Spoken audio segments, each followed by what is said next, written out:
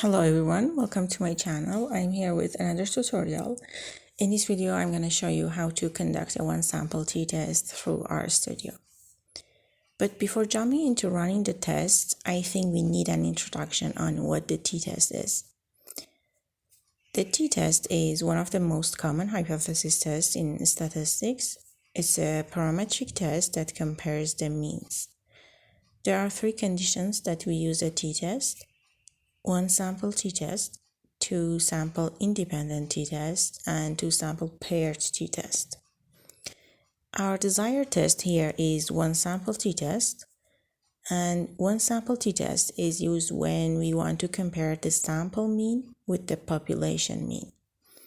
So null hypothesis here is sample mean is the same as the population mean. Apart from this, the sample size should be less than 30 and population standard deviation should be unknown. Otherwise, when these conditions are not met, we use z-test, which is way simpler than t-test. Another important thing here is that every test is built on assumptions, and we need to check those assumptions to make sure they are met before doing the test. Assumptions for one sample t-test are as follows: having no extreme outliers, having no missing data, dependency of dependent variables, and normality of dependent variables. We check each of these assumptions in a minute, but first let's see what the project that we want to run the t-test for is. So imagine we have a data set of 10 patients' health information at the age of 60.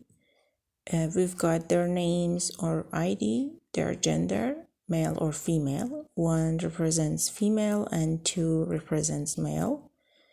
Their blood sugar level or blood glucose level, or more scientifically, glycemia. And finally, their BMI or body mass index. Here, I'm interested in variable BMI, which is a measure of body based on height and weight that applies to adult men and women.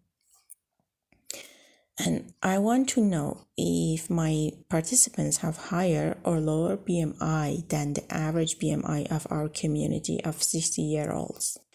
So let's get started. For first assumption, the normality, we use a QQ plot and histogram. And from it, we choose BMI and glycemia column. So for QQ plot, we use QQ norm function. And from my data, choose the column that I want, which is BMI. PCH stands for plotting character for points, which here is 1. And we don't want our plot to have a frame, so it's equal with false. And next line creates a line which, if our data is distributed close to this line, indicates that it is normal. So we want its color to be still blue, the color of the line. And LWD indicates the line width. So the 2 is average here, not too thin and not too thick. And we run it, and here is the plot. You see all the data are around the line, so BMI is normally distributed. Do the same process for glycemia, and the plot shows glycemia is also normal.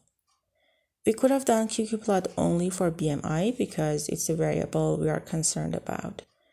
So for histogram, we only draw histogram for BMI and run it.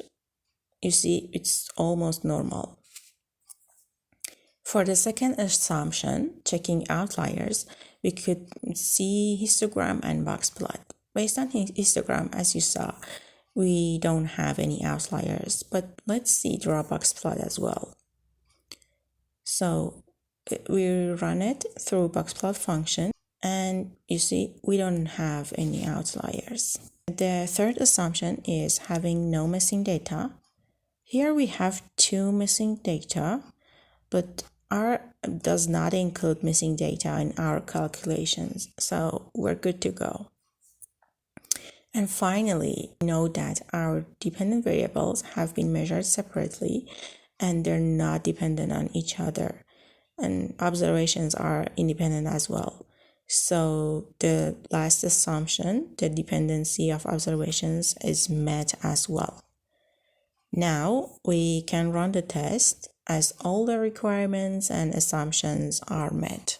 First, we need to define the value of population mean. So imagine the average BMI of 60-year-old residents is 28.4, and then we can perform the t-test. We tell R to perform it for BMI variable, the amount of mu to be 28.4 or to be the population mean, and run it, and then print the results for us. And here is the result in console window.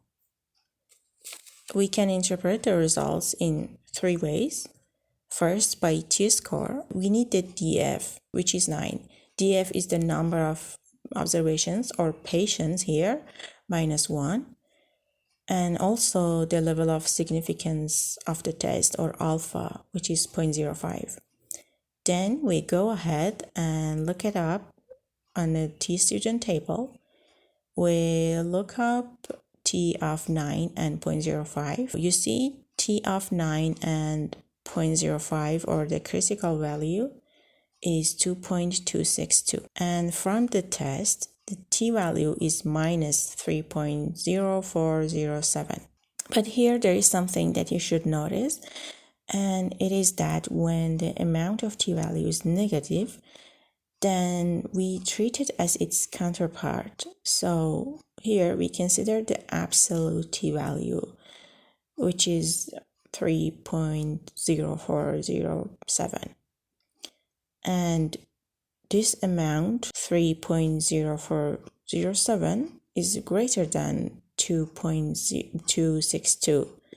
So it indicates that the means are different and we reject the null hypothesis. So move on to the second method, and it is through p-value.